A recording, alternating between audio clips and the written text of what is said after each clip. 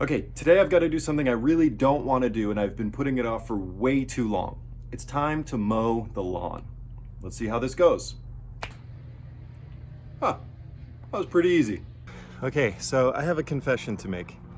Actually, two confessions. Number one is that when I snapped my fingers earlier, I forgot to include the edging, so I've got to go do that right now.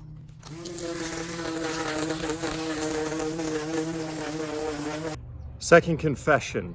When I snapped my fingers earlier, I actually didn't come up with that idea. I kind of borrowed it from a video I saw that's about 4 years old from Casey Neistat. He's one of the YouTubers that has really been inspiring me recently.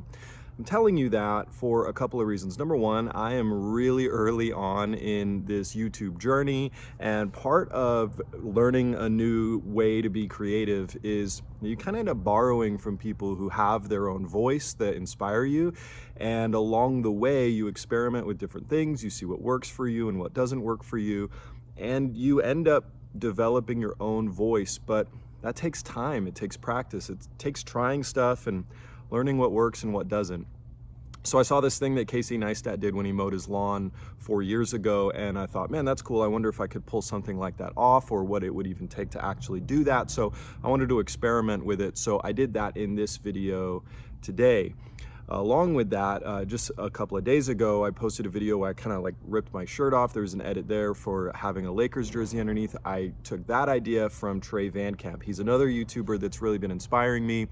And I wanted to make sure that as much as I'm borrowing from these guys and other people as I'm learning my own voice, that I also give credit where credit is due. It's not bad to borrow inspiration from people who are further down the road than you in a thing that you want to become good at, but just make sure that you're not stealing from them. So shout out to Casey Neistat and Trey Van Camp, two guys who may never even see this video, but I wanted to make sure that I'm honest in my development here. So by the way, if you're learning to create or step into some new environment, don't let the reality that you're going to kind of stink at it and you're going to have to borrow inspiration from other people for a little while, don't let that stop you from just starting to be creative or just starting to go out and do the thing.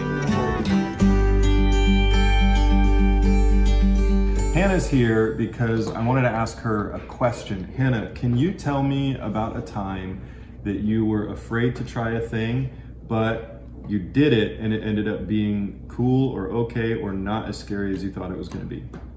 I could think of one time when we were in Europe and we went to Blackpool, and there was this giant tower called the Blackpool Tower, and here's a picture of it, and we had to ride in this tiny little elevator that fit like 20 people in it all the way up to the top.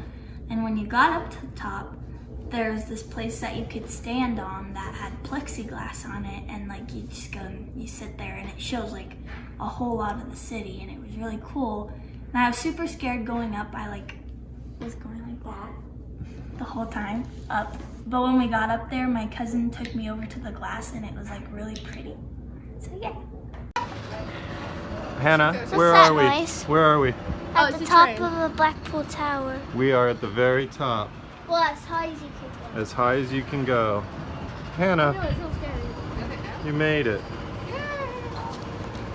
So you were nervous to do it when you started, but afterwards it ended up not being as terrifying as you thought. Yeah. Thanks, Hannah. Yeah. Off to cheer. We were at Silk City with some of my friends, and then there was this really big water slide, and I went on it, and I screamed the whole way down, and I was really scared to do it. And then when I came out, I said, that was the best thing that I've ever done. I loved it so much. Here's a clip of one of the other things that she said when she got off that ride.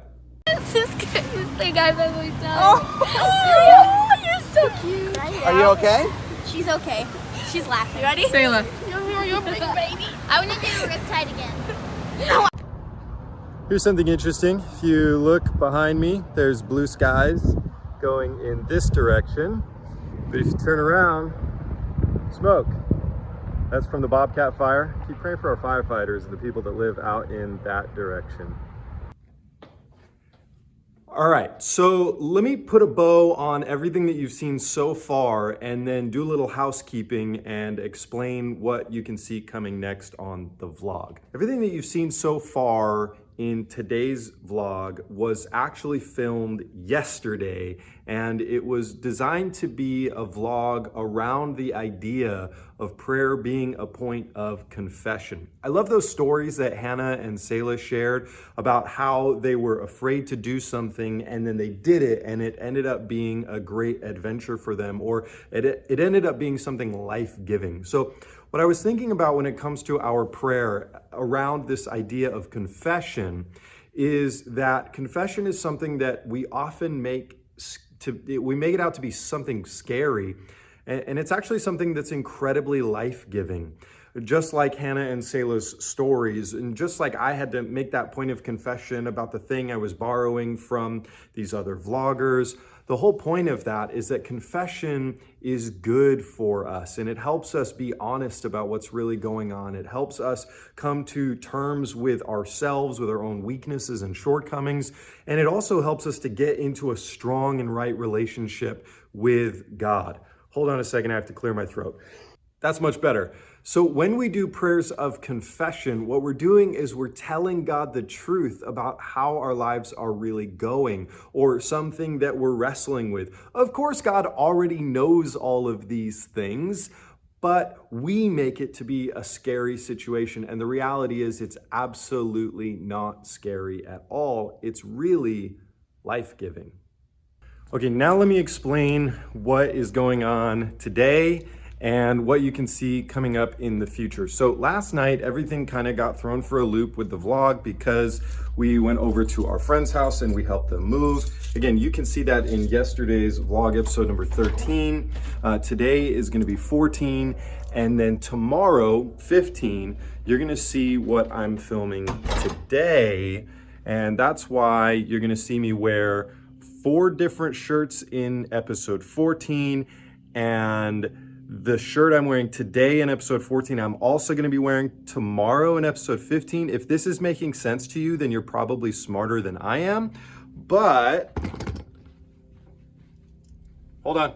But what this is actually going to do is help me have an opportunity to kind of get into a place where vlogging on a daily basis is going to be a little bit more healthy and easier for me to fit into my full schedule. So every single day I've got a lot of different things going on, and during this season I'm also filming an entire vlog and editing it and trying to get it uploaded by midnight. Now, there's been a couple of times that I have actually been really late getting these things posted, and what I'd like to do is start posting them in the morning for you to watch at any point during your day, rather than posting them kind of willy-nilly whenever I get them edited.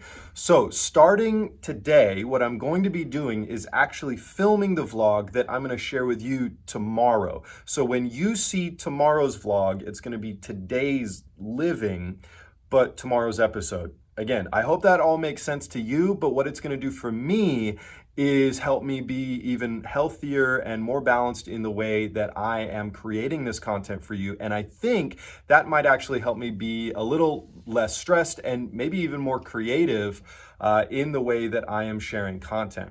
If you're still watching this episode, thank you. For all of you who have been getting engaged with this content with me every single day, thank you so much. I'm really honored, and I just am enjoying sharing my perspective as a leader and parts of my life as a person, and getting to post this content for you and for my kids later and for anyone else who would want to watch it. Just know that I am praying for all of you who are watching this, and I'm really honored that you spend some of your time in your busy lives to watch this and engage with me in the way that you have. So I'll be back tomorrow with another episode, and we're going to continue in our 21 days of daily vlogging and prayer focus. I'll see you tomorrow.